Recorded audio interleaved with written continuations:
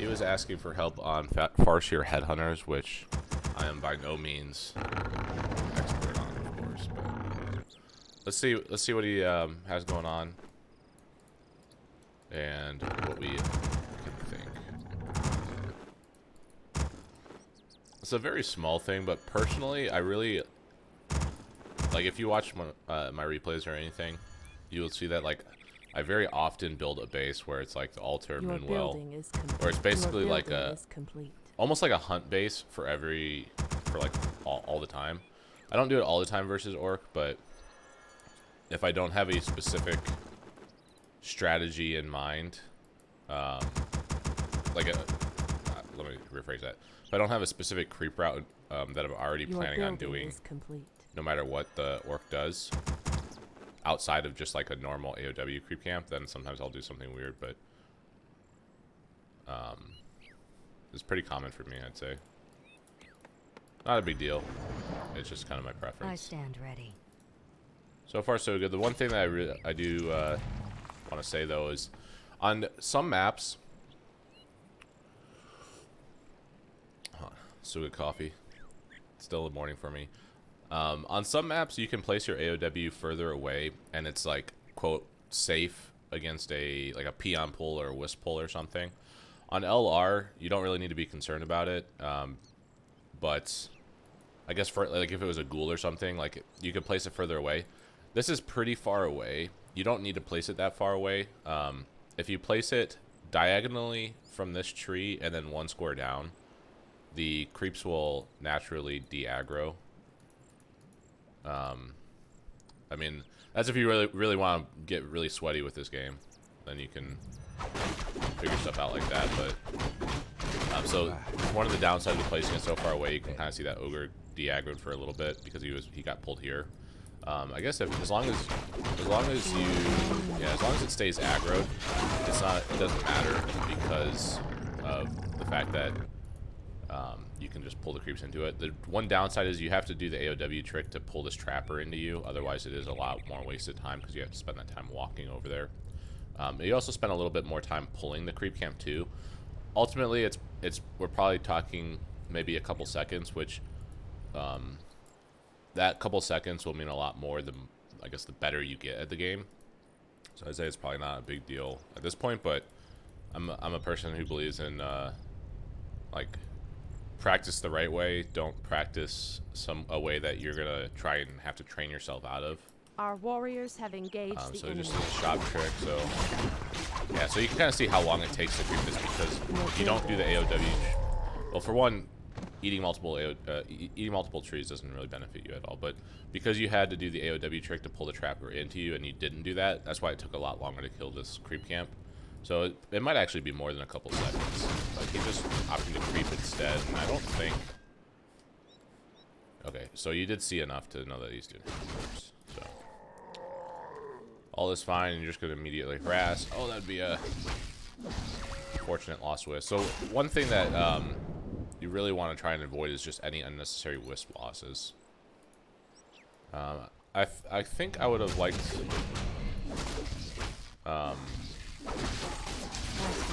Creeping 2 here. Ooh, that was nice. Actually, this one really lucky, so I won't say. I think I would have preferred creeping 2 here, but I can't argue with I can't argue with results. You were one creep away from level 2. That Deado might have been enough to get you, although he probably would have resummoned before you killed the second wolf. But definitely, so this is a little bit sneaky here, and this is kind of the downside of, like, what I was saying of why I would prefer level 2 here is because if you don't have that evasion, it's really hard to kind of stick onto the orc. And so, I mean, you did a lot of damage here, and somehow you didn't take that much damage, which is really good. But when you backed off to buy boots, you don't really have anything. Like, if you look at your map, there is nothing that will give you any indication of where he ran to. So you're banking on the fact that he is going to do the gold mine next probably, or I guess run up to here. But really the gold mine being his next camp is the only reason why he would have to run through this direction, because he could even run around here and kill this. And if you pick if you pick to run this way, he's gonna scout it, and if you run this way, you're basically the orc is basically between you and your base, and you only have level 1. You don't have evasion, so I mean you're not really going to be able to contest anything here unless he lets you. But had you gone from this camp, done this camp, just the priest, that's all you need. You just need the priest, and then you can go harass. You can, if you did this camp fast enough, you can still do this and still harass him here. That's the key. So I think I'm harping on really small things, so keep that in mind too. But this AOW camp being slow and not creeping this, so like you just went from the AOW camp straight to him, and he was doing this. But had you crept this camp a little bit faster, done the priest, you'd have been level 2. Probably wouldn't have stolen the level 3 Murloc, but I mean that's hard to bank on anyways, and you should have taken a lot more damage here. So I think that would have been a better play. So as it stands, you had no idea what he was doing, and he kind of went crazy here and crept a big camp. So he killed the priest, and that's all, and he's pulling everything back. Oh, and see, you had a 50-50 shot of which way to run, and it's kind of unfortunate that he was doing this camp, because had he been doing the Ogre Magi, you might have been able to get there in time, but it's kind of hard to predict this camp being the one that he starts with. That's why I really think having that evasion is so important, because it would have allowed you to stay on top of him a little more. He's really struggling with this creep camp, but you really just have no clue where he's at. Your building And you're just going to start complete. creeping yourself. So ultimately, it's not terrible, just because it took him a while to really do this. But he does get level 3, and you are not anywhere near level 3. Yeah, you're still level 1. I was like, holy crap, you actually are near 3, but no. So we got Beastmaster 2nd. I don't know how I feel about that. I feel like it's very tough to secure kills with Beastmaster 2nd. I think I already told you this. I think Naga is better, but I know you said that you've been having results with Beastmaster, so like I said, I can't argue against results.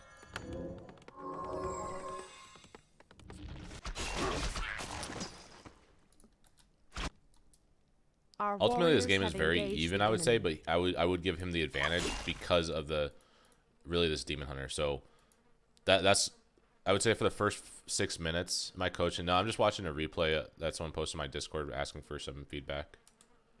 Our warriors have engaged the enemy.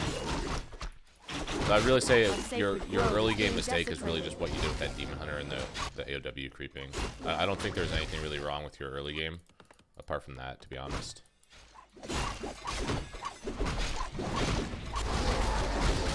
So it is kind of unfortunate that because of your you're pretty behind, so he's able to just steal your shop freely.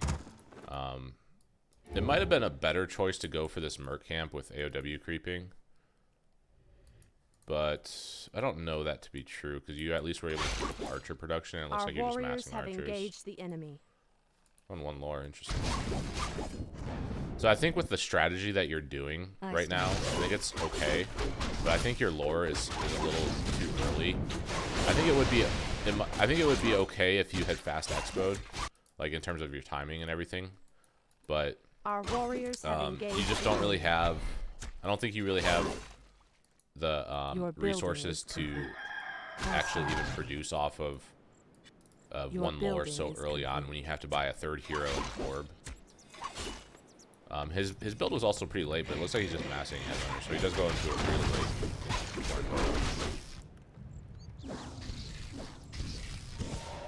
So really, I guess just to recap, I think your early game, the only thing that I would really change is what you did with your Demon Hunter and your AOW creeping. From there, I think you need to either you need to figure out what your strategy is going to be, because I think 1 lore this early while you're still going, like it appears that you're going mass archers, is just way too early, because you can't support that off 1 base. So you either need to fast expo when you see the Farseer or Farseer headhunters, and go into that mass archer with a 1 lore to get like MGs or something, or you can stay on mass archers for a little while longer, get up to tier 3, get your orbs, get your 3rd hero, and then at that point, that's when you can consider throwing in a lore. But typically, if you're going to go into the mass archer style, you're going to expo before you'd really want a lore anyways.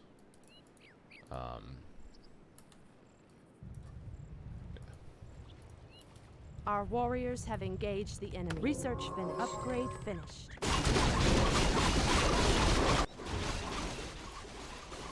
Oh, you're going double lore. Okay. So in which case, if you're going double lore, you probably can't. You can't really support mass archers either.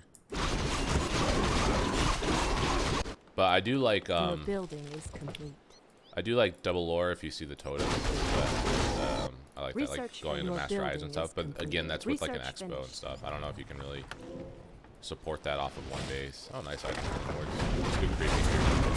One thing you can, one thing that's good. Oh, you don't have the range up. Definitely want to get that. If you're gonna go heavy archers, you want to get that range up here.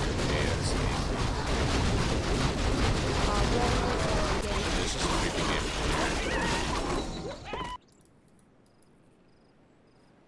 Your building research is finished. Actually, not doing too bad. +2. No attack upgrades, but you do have the tier 3 upgrade for archers, so. I think if you expoed, like if you proxy expoed or something at the start, I think you'd be in such a good position. Because he hasn't really done anything to try and stop a fast expo. And really, if you do this headhunter style, if the elf goes for a fast expo, like you're basically on a clock. Like you have to expo yourself at tier 3, and even then, it's really, if the elf plays good, like the elf's just gonna win because he can support mass archers and one lore and get his third hero and get orbs, while you basically stay at 50 food, and he's getting upgrades, getting army, and getting items. So I think that's a key that really helps you out. Good whisper. Oh, yeah, Ditto. We can get these Dittos. I think if you off the spirit link, and get a little further in. You did pretty good though. There he is. This is an absolutely awful position for this orc to fight in. It doesn't look like you're using taunt. That'd be one thing that suggests.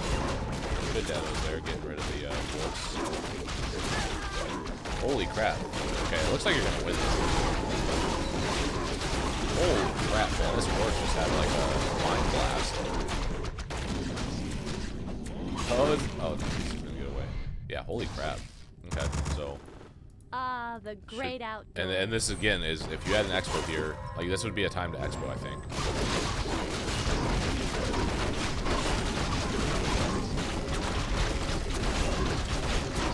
Attack! Attack!